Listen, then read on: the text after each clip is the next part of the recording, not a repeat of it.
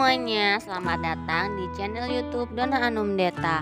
Di video aku kali ini, aku akan membahas tentang latihan soal CPNS 2021. Nah, buat kalian yang nonton video aku, jangan lupa like, komen, dan subscribe ya, serta nyalakan tombol notifikasi. Terima kasih. Soal nomor 1. Salah satu dasar hukum pelaksanaan demokrasi Pancasila adalah A. Pembukaan Undang-Undang Dasar 1945 alinea kedua. B. Pembukaan Undang-Undang Dasar 1945 alinea keempat. C. Pancasila sila ketiga. D. Undang-Undang Dasar 1945 pasal 4 ayat 1. E. Undang-Undang Dasar 1945 pasal 4 ayat 2. Jawabannya adalah B. Pembukaan Undang-Undang Dasar 1945 alinea keempat. Pembahasan. Dasar hukum pelaksanaan demokrasi Pancasila sebagai berikut.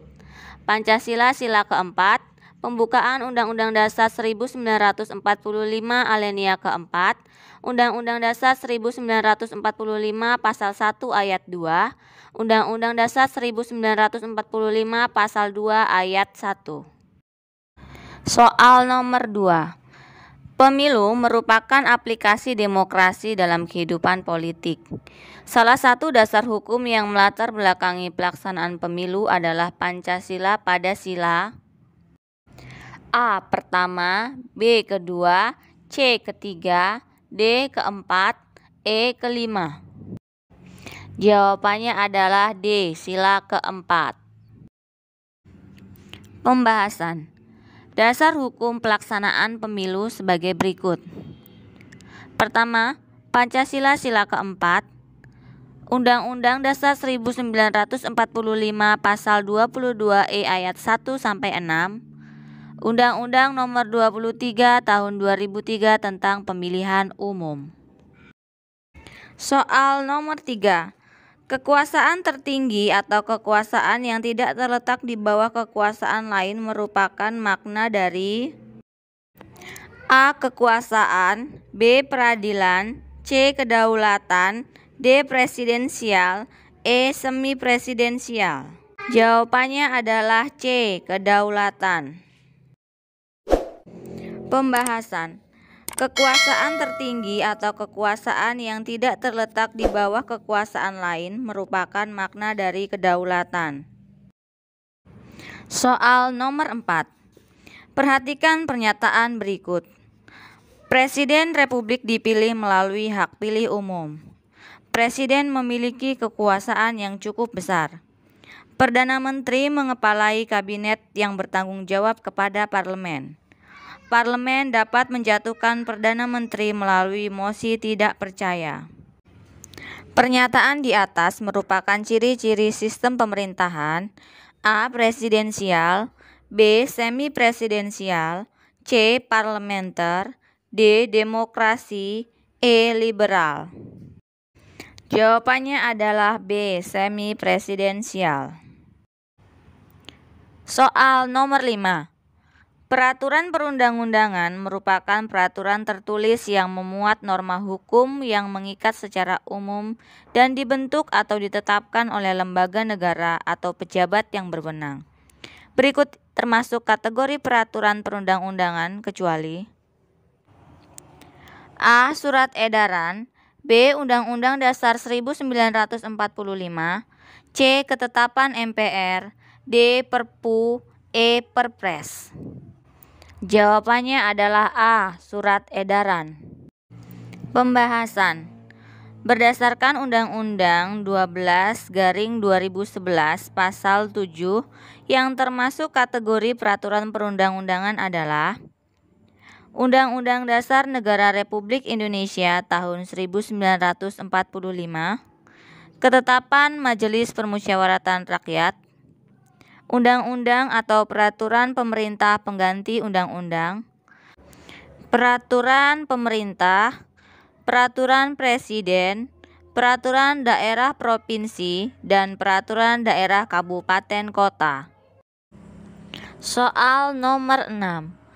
Kerangka peraturan perundang-undangan tersusun atas 3 bagian, yaitu judul, pembukaan, dan isi.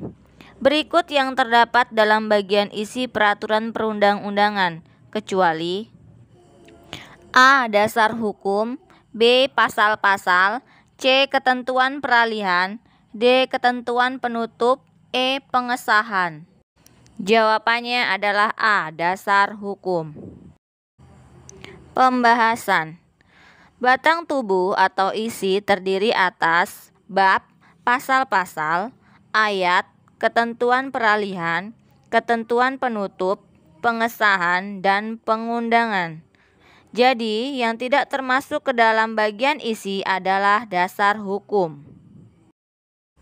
Soal nomor 7. Hak-hak yang dimiliki anggota DPRD antara lain kecuali A. Hak interpelasi, B. Hak angket, C. Hak imunitas, D. Hak memilih dan dipilih, E. Hak tidak berpendapat. Jawabannya adalah E. Hak tidak berpendapat. Pembahasan. Hak-hak yang dimiliki DPR. Hak interpelasi, yaitu hak untuk meminta keterangan kepada Presiden. Hak angket, yaitu hak untuk melakukan penyelidikan terhadap kebijakan pemerintah. Hak imunitas, yaitu hak untuk tidak dituntut dalam pengadilan karena pernyataannya dalam sidang. Hak mengajukan usul atau pendapat, hak mengajukan usul RUU, hak budget, yaitu hak untuk membahas RAPBN. Soal nomor 8.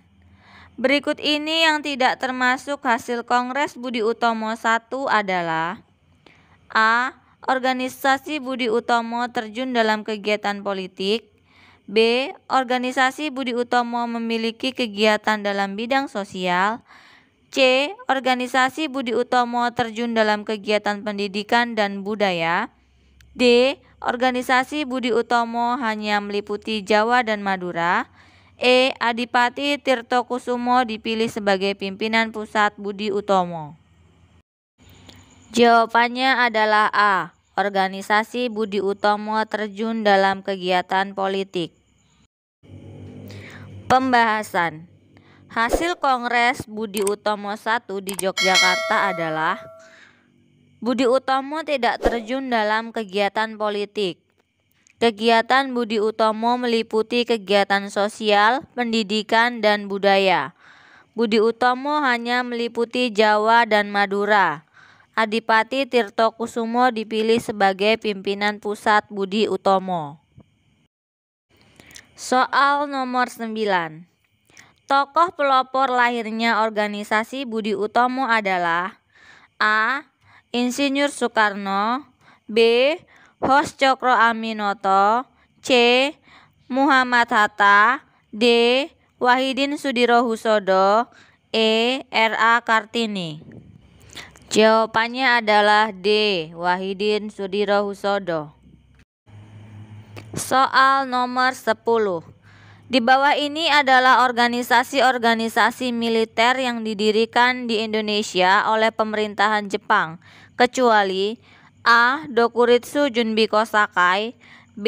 Fujinkai, C. Seinendan, D. Keibondan, E. Fujinkai.